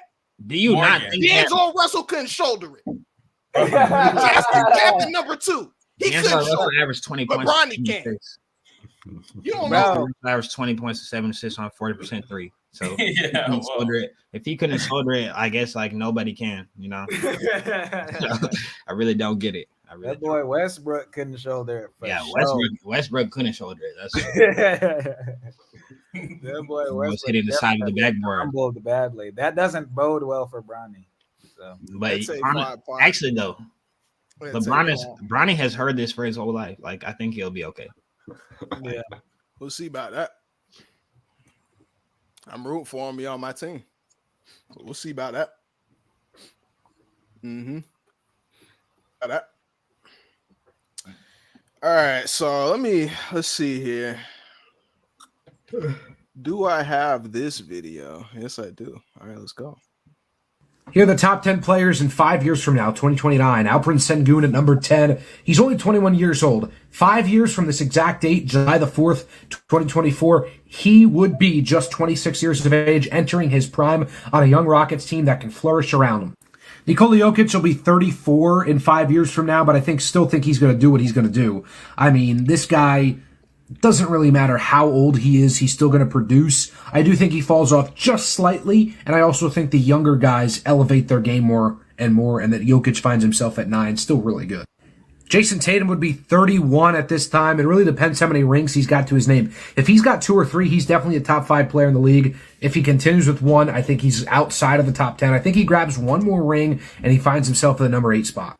Speaking of Jason Tatum, you want to talk about a very similar player and play style to Jason Tatum? Paolo Banchero, 21 years of age, he'll be 26 in 5 years from now, led the Magic to the postseason, was an all-star player this past year. He's going to enter the prime of his career, and he'll be the 7th best player in the league in 5 years, I think, believe it or not. I don't think I'm crazy to say that in 5 years from now, Joel Embiid will be off the Philadelphia 76ers, and the reins would be handed to Tyrese Maxey, who is a 26-point-per-game scorer, still super, super young, and 5 years from now, in the prime of his career, with the keys, with the reins to the sled, he's the 6th best player in the NBA. Here are the top... All right. Next take we got here. Top 10 NBA players in the next 5 years. Okay, so we just doing the bottom 5 of that. Will these guys be top 10 in 5 years? So we got Sengun, Maxey, we got Jokic, Tatum, Paolo. and Joel Embiid. So on what you got. 1 through 5 on the take too. I'll give this take, or let me start off by saying my problem with stuff like this is it's not factoring in the what's the name, like these 2028 first round picks that folks are going to be getting. They're not counting in Cooper Flag and AJ and stuff like that. Like there's folks that are not in the league currently that will be top 10 in 5 years. So I'll give it like a 3 just because we can't see that far in the future. And Maxey in the top 10 in it, the way that the NBA is moving, too little, can't defend. Yeah, Maxey's probably going to peak out in like the next 2 years. Yeah, and I'll give him like top 15. He can't defend, bro. I mean, these days, every starting point guard is 6'7" and can do everything. Like, I wouldn't put him at top 15. He'd be like a top 10. I put him maybe top 15, top 20. He'd be a good 1B type guy like he is now. It's too late. Don't mind me. Don't mind me. My reaction's on Ian's face right now. No cap though. I've been telling you for years, Ian, like that people reach their peaks earlier now in the NBA. Like Julian, that's fine. But you just said you literally called him Batman in this series. Like, so how can he not be a top 10 player if he's Batman? Well, I didn't even say that. All I said is he's gonna peak out in the next 2 years. That's what I said. Fine and all, but how can he be Batman and not top 10 when he's better than? I was joking. Number one. You were joking. Yes. Okay. Bro, I did know you were joking. You called him better than Maxey in 5 years. Trae Young will probably be better than Maxey in 5 years. They're damn near the same age. Trae Young is better than Maxey right now. He's better than Maxey right now. That's what I'm saying. And so it's like I don't really I don't know about that. I think here's another thing. That was just 10 through 6. Yeah, also something to keep in mind. I have the rest. Yeah, I don't know what 5. Ant-Man, Luka, Wemby. The rest. This is the rest. It's number 5 Chet, number 4 Shea, number 3 Anthony Edwards, number 2 Luka, number 1 Wemby. Where's Giannis? Okay. He's not on the list. Yeah, and so Giannis not top 10 in the next 5 years. Like, how old is Giannis, bro? He ain't that old, bro. He's not 30, that old. Like, I think he's like 27. Yeah, he's around the same as but yeah, Chet and Shea top 5 in the next 5 years. This guy, we know where his allegiances lie. Yeah, and like if that's the case, then like, geez, we're gonna call Chet a top 10 player in 5 years. Like, is that gonna happen? I don't know. I don't know. I don't know. Yeah. I'll be surprised. He can shoot. Giannis he can is defend. 29. So yeah, Giannis is only 1 year older than Joker and Joel, or maybe 2. Jokic is, Joel's 30, I think. I thought Joel's 28. Joel 30. He's 30. Yeah. Drafted 2014. 29, I'm pretty sure. I think it's hard. I was just looking at this because if he's already he's 30. If he's already 29 and his whole game is replicated on that athleticism and he doesn't have like a whole lot of like bag work, so to speak. I don't know if this style of play that has made him so successful over the course of his career is gonna hold up in 5 years. There's no shot. Let me piggyback off that because Joey and I, we had the same line of thinking here. Like, so we're talking about paper mache Embiid, 5 more years of wear and tear. No, he said he wasn't. He said he was off the list. Yeah, he's not. I'm just like, what? He said Joel's off the list. Yeah, and the take. Yeah, no, he's definitely off the list. Yeah, he's. I wasn't tiring. Like Joel has like 2 more years. Yeah. I really thought he should have retired after he. He said that clip. He thinks Joel Embiid is going to be out the league. Yeah, has to be. I see. Yeah, I may have to second that. But I mean, let's talk about Joker. Like, I think Joker is going to last in 5 years. I feel If like he he doesn't wants to, love it. Yeah, if yeah. he wants to, he will. But I mean, he probably would be straight on it, bro. Yeah, I don't 5 think more he's- years, like why? He's already got like what 200-300 million dollars. He doesn't need that much money to slum it and ride horse. And his play style is not based on his athleticism. Like, It's- yeah, he's exactly. still gonna be like slow footed, but like the passing, the shooting, The like feel for the he's game gonna- will He's remain. gonna be fine. So the offense gonna be Yes. fine. Yeah. Yes, Okay the then. offense will be fine. Okay then. All right, I need rates from Julian, Ian, and Joey. Let's go because we running out of time here. I think this is like a 4 take, or I think it's like a 3.5 take because like the list isn't bad in my opinion, but I feel like if Alperen Sengun is ever top 10 in the NBA, like we're in serious trouble, and that's just my opinion. I like him a lot. I like him a lot as a player, but like if he's ever a top 10 NBA player, the league is in a bad place. Like that's my. I think he's a very good player. And it's crazy though. Like that don't mean we've got no new good players. Nobody's. Bro, he's baby Jokic. Jokic is top 1. Like what? They have similar play style. Yeah, they do, but he's not as good. So He's not Jokic. Yeah. He can get In 1 through 5. I'll probably give it a 2 or 3. I'll give it a 2. Only player I really disagreed with was probably Sengun, or I guess I had a problem with Sengun, but he could probably be like 11 or 12. Maybe he could fit in the 10, but everyone else I felt was pretty solid. Your throat. Joey. I low-key think they gave Tyrese Maxey too much credit, but that's me personally. But I'm probably gonna go with 3.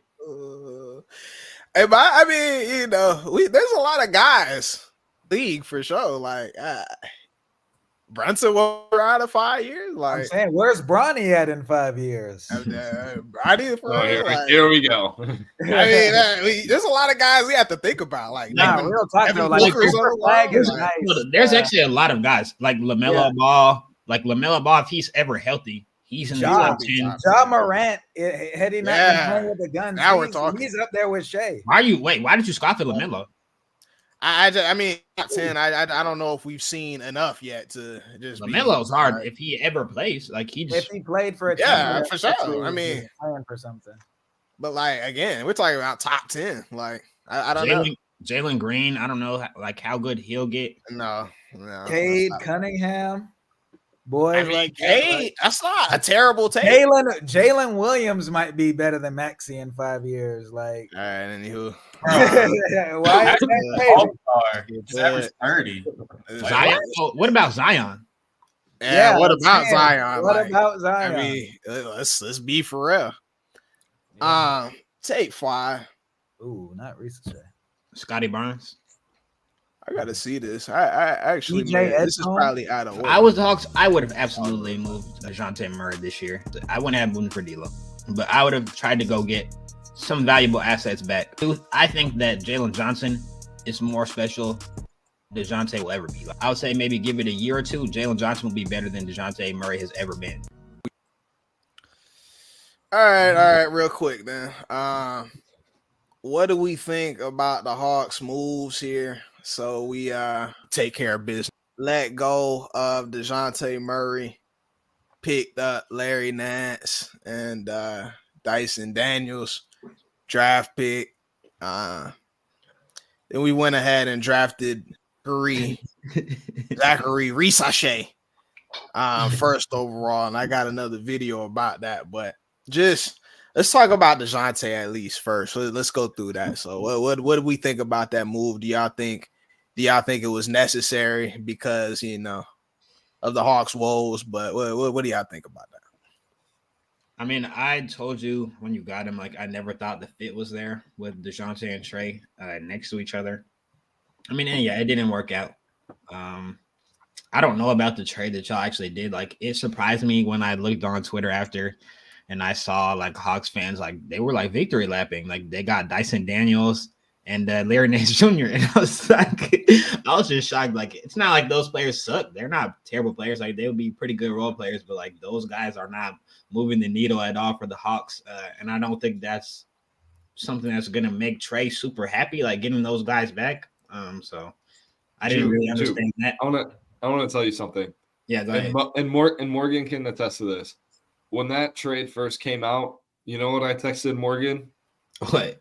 I texted Morgan, 80% of the league probably could have offered a similar package for DeJounte Murray. Yeah, facts. Yeah, two role guys, 2 first rounders, definitely. Yeah. And the Pelicans roster looks good after that, too. Pelicans won the trade. I mean, it depends, actually. Yeah, no. We'll see what the draft picks look like in the future. But I'm kind of intrigued of that center that they picked up in the draft. See how he pans out. That center that they picked. I don't even remember. Yeah, who did y'all get? It beats me. Are you talking about the other European guy? Yeah, but the Pelicans pick in the first round. That's what I'm saying, because he's a center, and I'm genuinely curious about how that's going to fit. Because if you guys remember, Big V last year in that Pelicans rotation was not in it. In their best lineup, he was not in it. Yeah, it was true. It was essentially the Point Zion show. Mm-hmm. It was Zion, CJ, Brandon Ingram, Trey Murphy, Larry Nance Jr. at the 5. Yeah, I mean, it's definitely true. That small ball thing in the league, I mean, it works when it's working. Like, it works when it works. I don't know. You need bigs on the roster. As far as the Hawks with this move, we wanted to get a similar return for DeJounte than what we gave up for him. My dad was one of those Hawks fans, Julian. You know, he started talking to me about how, Dyson Daniels, he's this two-way player. Yeah, upslide. I'm like, and I'm just like, this is why. League pass. Yeah. I mean, you gotta have league pass making statements like that. Yeah, he's an intriguing. You heard something on the radio, this is why the Hawks and mediocrity are synonymous. You know what I mean? Like, what are we doing right now? What are we doing? Like, Larry Nance, I get it. We could use a Larry Nance. Like, sure, we could put him to work. Like, he'll be a good above the rim defense, big body. Okay, but the Hawks can't be done. They Landry Fields and them, they're not going to sit there and tell me that they're done for the summer after this move. They're not going to tell me that they're finished after this move. Either you trade Trey and say we're rebuilding, or you parlay those two and that pick into an all-star. And then somebody good. That's what I'm saying. Like, please just give me an all-star caliber player. That's all I'm asking for. You don't get rid of one and then bring back Dyson Daniels. You don't do that. Imagine y'all try to build around Zachary Richardson. Yeah, get into that because the whole Hawks not drafting Sarr because of him potentially not wanting to be there. Yet he's seen as the player with the highest upside by every team. Just drafts. Forget whether or not his agent wants him to be in Atlanta. Bro, you need a big man. You got Capella on the roster. Draft him, trade Capella. I don't understand that. My dad's a Hawks fan now, and he was blowed by that. What are we doing? But this is my thing. I just, and I don't know what the future holds. We most likely, I thought we should have got Czar anyway. But when you hear that somebody doesn't want to work out with you, you know what I mean? When you're hearing rumors about that, that never sounds good. It'd be a good situation. That could end in many, many poor, terrible ways for you if he comes and he doesn't actually want to play or isn't interested in the team that we had. So I don't know. He's not good enough to do that. I'm just going to be honest. That's what I'm saying. None of these players are that polarizing to be able to do that. First of all, this is a role player draft off the Ripski. So, for you to be a dude that's not even a primary ball handler and be like, oh, I don't want to play with 11 assists per game, Trae Young. is strange. And you want to go play in DC, like for what? Like he's just gonna have to warm up to Atlanta, bro. It's better And than when you DC. hear that, the resident of DC. The funny and when thing you is, hear that, he just doesn't have the right mentality for a coachable player that you want to build your franchise around. That's all I'm saying. I mean, I don't even think it was him though. I think it was the agent. His agent. Probably. That's what I heard. 'Cause I'm Like pretty I heard it was his agent. They were saying that Sarr like used to like live in Atlanta. Like when He did. Yeah, so I don't think it was him. I think it was and that could be part of the reason why he was straight on it. Like, we don't know what type of dead bodies he has here for real. Like, that's part of the reason. He have some ops here or something. I don't know. Like, I really do not know. Like, these girls out here will tell him. Like, I'm sure Alex Sarr and his agent watch Bronny James and Rich Paul, and they're like, "Hey, we're only working out with the Lakers and the Suns. If any of your other teams draft you, we're gonna go to Australia." Yeah. So he probably took a page out of the Rich Paul Bronny James handbook, and he's like, "Hey, if this guy can do it, and he's probably not even going to get drafted, I can do this too. I'm going to get drafted top 3." The only difference is I don't know who Alex Sarr Sr. is. Like, he could be, who knows who that is? Like, Alex Sarr is a role player, and his dad is not LeBron. So he does not have that. Like, I'm not listening to him, bro. You're going to come to and play for Atlanta, and you're going to like it. That's I'm going to it. play this video, but apparently, like, the Risa Shea name overseas is like royalty. Like, apparently there's some type of basketball geniuses. Like, that's what I heard. But Risa Shea Sr., huh? It's just, he used to play. Like, he was tough. I think he was like an all-star. But anywho, let me play this video. Let me get this out the way. I forgot what this is about.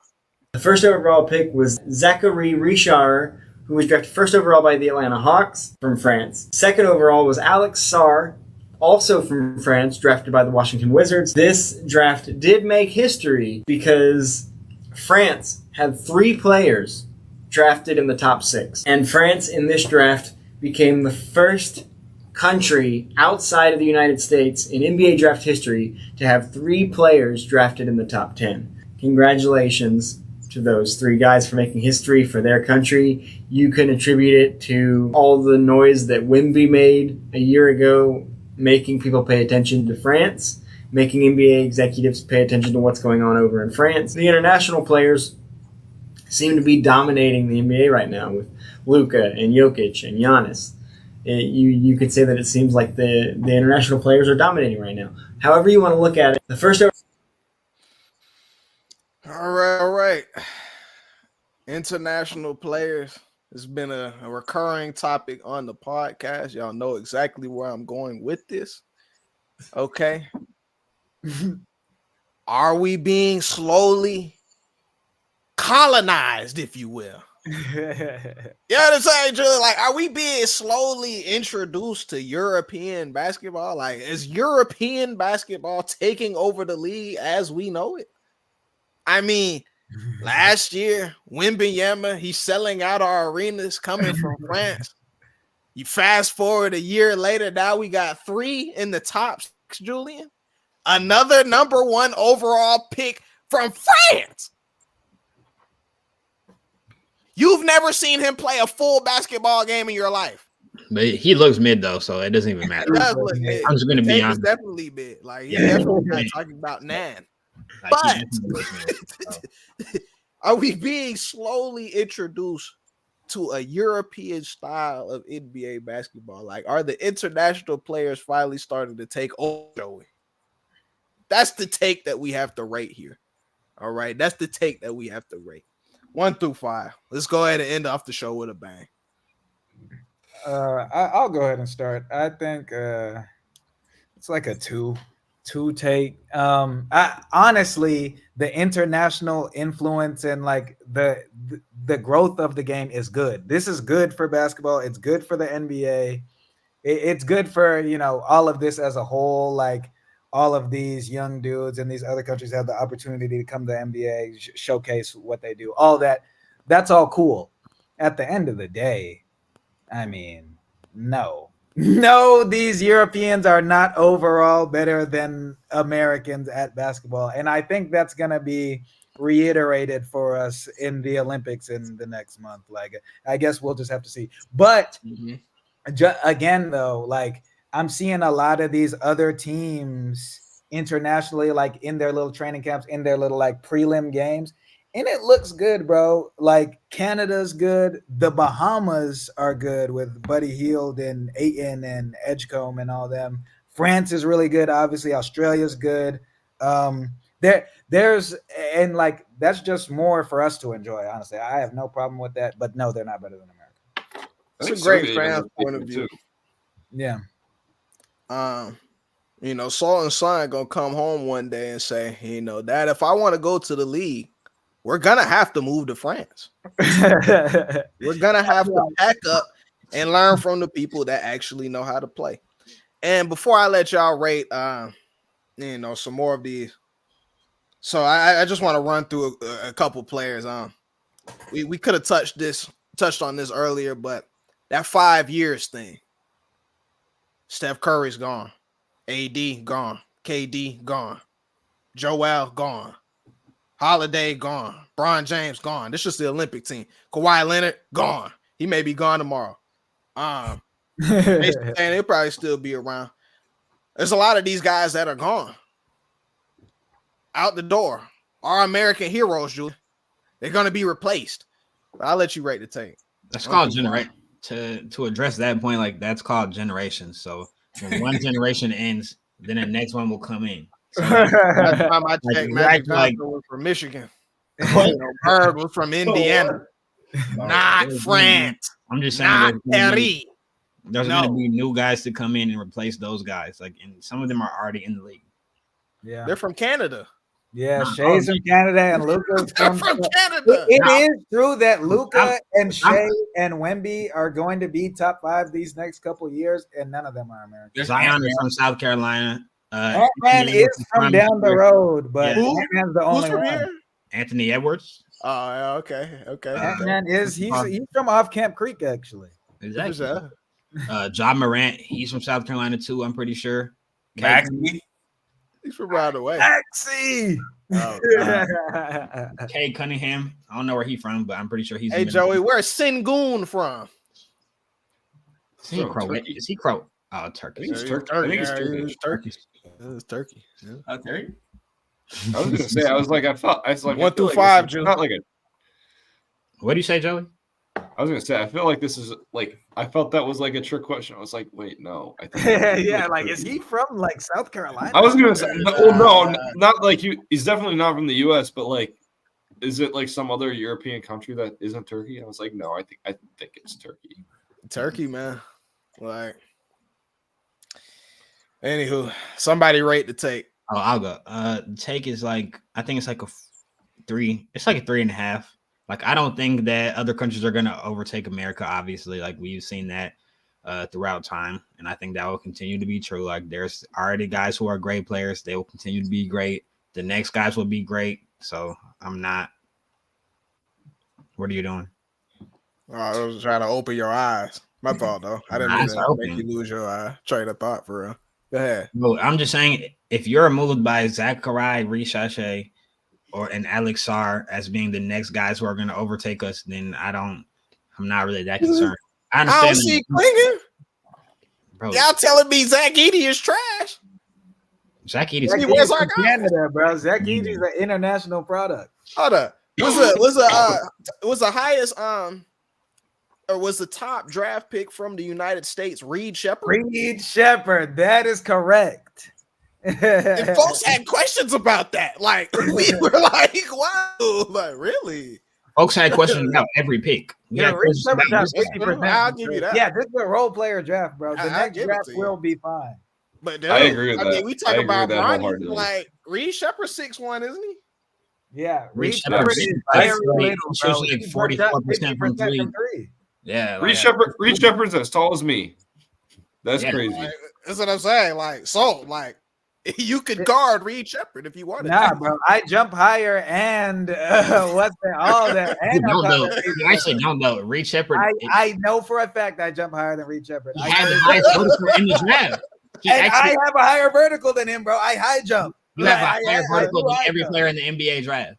Yes, I do. Statistically, I do. You can put my shit there and theirs. I have a 44-inch vertical. I have to tip my cap to you. I have to tip my cap to you then. Like honestly, like, I mean, this is what the fact that we're even able to do this exercise, though, Drew. Yeah, because it's true. You know what I'm saying? I can pull it up. That it would be wild. That is. I might have to fly down to Atlanta myself and see this man throw down some dunks, man. Sultan can miss a dunk better than anybody. Like he cannot finish something that looks tough. Like I'm talking to you, I go through there. Like he can definitely. Now, once I'm fully recovered from surgery, I'm coming back with it. Man. Yeah, I might become a pro dunker on some shit. For sure. Ian, all right, Reed Shepherd, man. Come on now, like. He could be a good piece. But I mean, I want to know about the take though, because again, like Julian keeps saying that this is something that we've seen throughout generations. He just told us 3 players in the top 6 were from France alone. That's never happened before in our lives. Like that's never happened. I don't know, like they're not taking over, but they're definitely growing. Like there's definitely like more international players that are, superstars, but I don't think they're gonna necessarily take over our league. Like Julian said, like there's Ant-Man, there's people like Jalen Brunson, like there are people who are from America who are still really good. Like I think that's kind of crazy. Dude, and also we've been like, it's not like, oh no, we just randomly drafted these international players. Like folks have been slowly using more and more lottery picks on international question marks with the hopes of them becoming Luka or Wemby and stuff like that. But for the most part, they're Killian Hayes and Porzingis and Frank Ntilikina. You're getting them in the lottery. So wait a minute though. Don't lump Porzingis in with those two. Like, bro, what are we doing? You just were talking about the squad that Porzingis was on. Whether Porzingis is on the team or not, they're beating the Mavericks and they're winning the finals. Like, come on, bro. I mean, he didn't really play. He did not play. He was injured. You're just losing me. You're definitely just losing me, bro.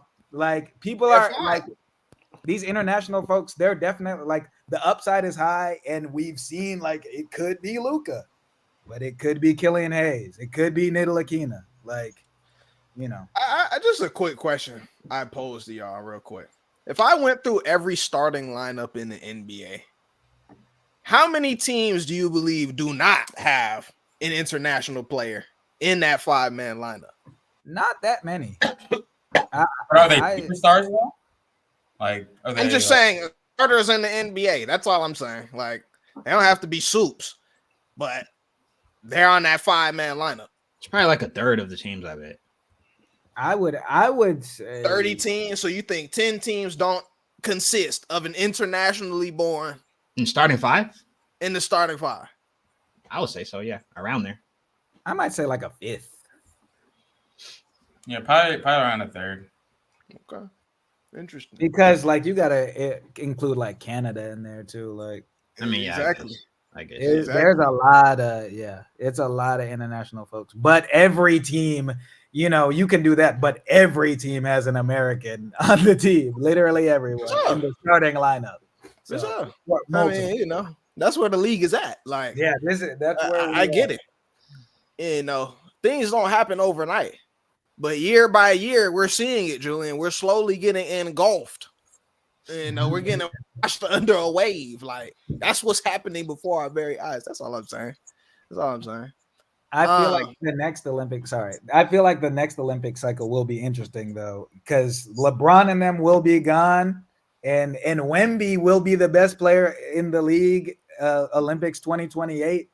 So, I mean, the only thing about can you acknowledge that, though, Julian? Like, 5 years. What will it be? 4 years from now? 4 years from now in the Olympics, like our best player, It'll be one of the best players. Might be Ant-Man. He may be the best player. I don't know. Wemby will be up there for sure. Yeah. It's a bloodbath at that point. Like, I hope you realize that. I mean, it's absolutely it's Hunger Games. Like, that would be crazy. That's crazy even thinking about. To be honest, He's 7'4", bro. What does that mean? He's 7'4", can dribble, can shoot. He's going to be one of the top 5 players. Like that's gonna happen. That's what we're trying to tell you. Like, I mean, like, I thought you were saying it's crazy to say that he will be. no, I'm just saying it's crazy to think that we're gonna have to put in a squad of Halliburton and you don't even know. Anthony Edwards and I don't know what the league's gonna look like. Tatum is gonna be our team captain. Yeah, Walker is gonna be on the Kessler. team. Yeah, Walker Kessler, like, you're gonna have to put Walker on there. Right. Cooper Flag at the floor. I'm not gonna try it, but yeah. Yo, I've seen Walker come back from some dire odds. What, Paolo? Westover I think- 2019. Nah, that's a shout out. It's really a shout out to Westover's coach. Yeah, They had John Westover Boys on the game 2019. I seen Walker have the game of his life. They had y'all boys in the ropes. Okay, that was a crazy game. I wonder what happened to that dude who, like, I swear, I saw him Put his head in the rim. Dude, I was jumping at state that year. I was high jumping against one of them. One of the dudes with the insane bounce, and like they only jumped like 6'4" or something. I obviously won. You know me. Shout out to you. Shout out to you. But what's the name? That was weird. I was like, yo, like y'all were Nah, that one dude with the dude with the dreads or whatever, he saw the ball bounce off the rim, and I saw him fly through the middle of the lane, catch the ball up here, and he threw the ball in. Like he threw the ball into the rim. I was like, oh, them boys are finna go home.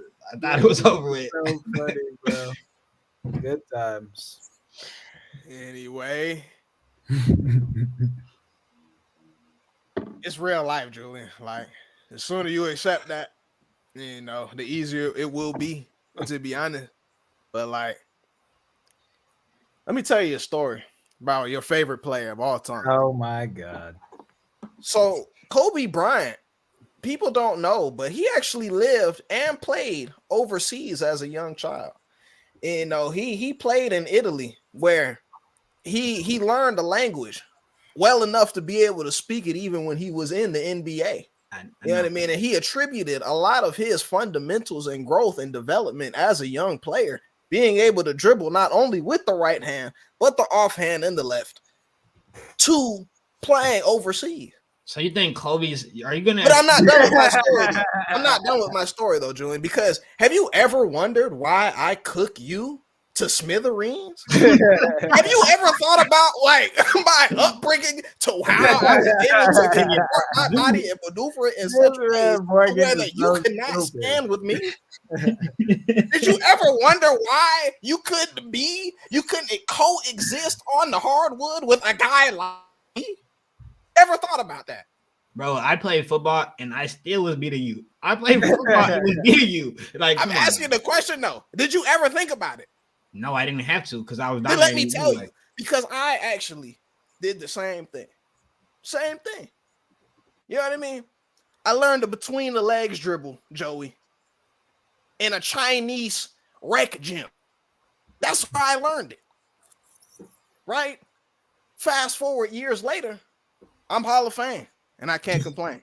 At Take 5 Pod, man, make sure y'all follow us on all platforms. We gonna get up out of here. Shout out to Jesse Griffin, man.